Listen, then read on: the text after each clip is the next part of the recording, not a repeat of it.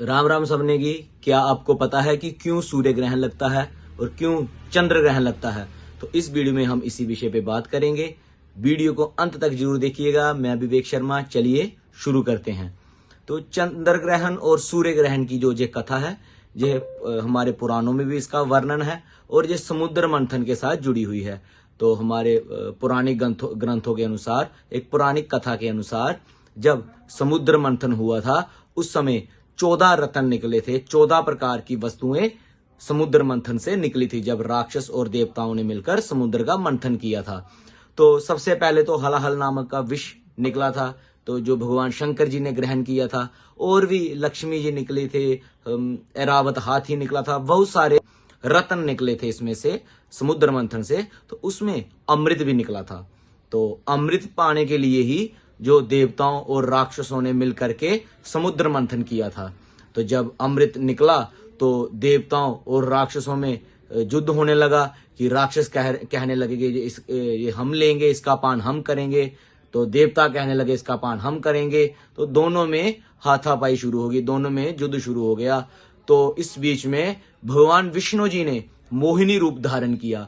मोहिनी रूप जो था भगवान विष्णु का, एक स्त्री रूप भगवान विष्णु जी ने धारण किया, जो इतना सुंदर रूप था जो कि हर कोई देखकर उसको मोहित हो जाते थे।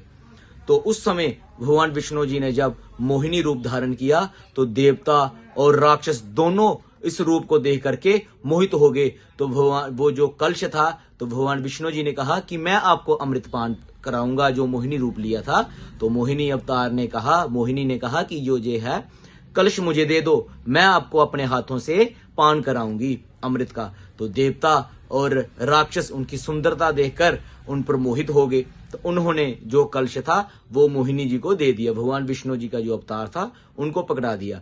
तो मोहिनी जी ने, भगवान विष्णु जी ने क्या किया, एक तरफ देवताओं की लाइन लगाई और एक तरफ राक्षसों की लाइन लगाई। तो भगवान जी क्या करते, जब देवताओं को अमृत का पान कराते, देवताओं को अमृत पिलाते, और जो राक्षस बैठे हुए थे उनको पानी ही पिलाते जाते। तो राक्षसों में एक राक्षस था सुवरभानु, जो सिंहिका का पुत्र, और जो उनकी माता का नाम था सिंहिका और उनके पिता का नाम था विप्रचित्ति। सिंहिका और विप्रचित्ति का एक पुत्र था सुवरभानु, जो राक्षस था।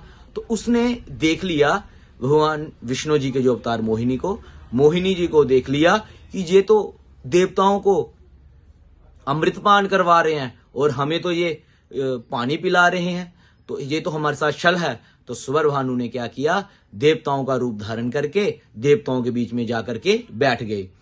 तो उस समय जैसे ही भगवान विष्णु जी ने जो मोहिनी अवतार धारण किया था, मोहिनी जी ने उनको अमृत पान करवाया, तो वहां पे चंद्रमा और सूर्य जी ने उन्हें पहचान लिया कि ये तो सुवरभानु है।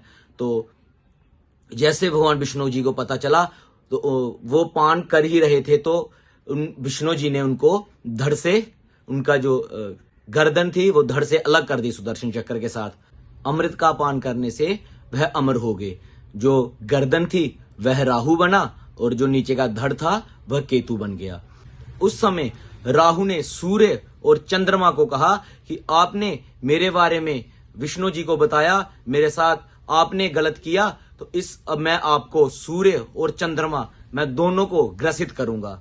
इसलिए चंद्रमा को पूर्णिमा के दिन ग्रहण लगता है, क्योंकि चंद्रमा पूर्णिमा के दिन पूर्ण रूप में होते हैं, पूरा होता है। तो इसलिए कहा कि तुम्हारी सुंदरता को मैं ग्रहण लगूंगा, इसलिए पूर्णिमा के दिन चंद्रमा को ग्रहण लगता है और अमावस्या के दिन सूर्य को ग्रहण लगता है। इसलिए राहु ग्रहण के रूप में उनको ग्रसित करता है। तो उसके बाद ये राहु और केतु, ये दोनों छाया ग्रह के रूप में जाने गए। ऐसे तो 7 ग्रह थे, जैसे आपको पता है, सूर्य, चंद्र, मंगल, बुध, गुरु जिसे बृहस्पति कहते हैं, शुक्र, शनि, ये 7 ग्रह थे। फिर उसके बाद राहु और केतु, ये 2 छाया ग्रह हुए। तो ये जिसे हम नवग्रह रूप में पूजते हैं। तो ये इसकी कथा थी सूर्य ग्रहण और चंद्र ग्रहण के रूप में। तो इस वीडियो को आगे ज्यादा से ज्यादा शेयर करें ताकि ग्रहण के बारे में, चंद्र ग्रहण, सूर्य ग्रहण के बारे में सभी को पता चल सके। जय श्री राम, जय माता दी, हर हर महादेव।